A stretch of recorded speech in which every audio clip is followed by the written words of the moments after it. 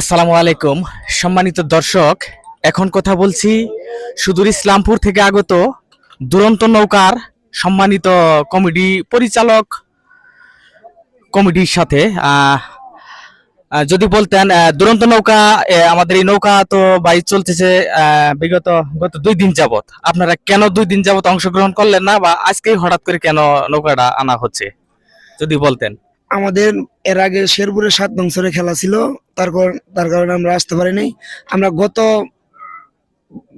সোমবারে রওনা দিয়েছি, এখন পর্যন্ত ঘাটে আসতে পারি নাই। মানে আমরা জায়গাটা চিনি না, নদীটা আর কি।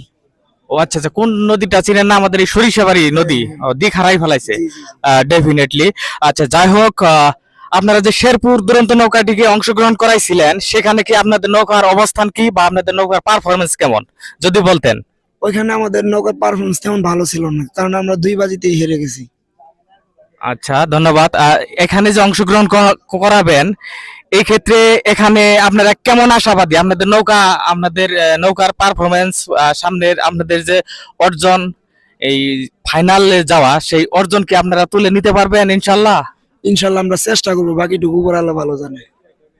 অসংখ্য অসংখ্য ধন্যবাদ। সুপ্রিয় দর্শক, এখন কথা বললাম সুদূর ইসলামপুর থেকে আগত দুরন্ত নৌকার সম্মানিত পরিচালনা কমিটির সদস্যবৃন্দদের সাথে।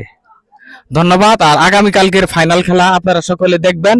আগামীকাল ফাইনাল খেলা অনুষ্ঠিত হবে সরিষাবাড়ি উপজেলা শাখার ঐতিহ্যবাহী কামরাবাদ ইউনিয়ন ধারাবসা সৈয়দপুর এবং কান্দারপাড়ার উদ্যোগে যে নৌকা বাইচটি আপনারা সকলে উপভোগ করবেন। ধন্যবাদ।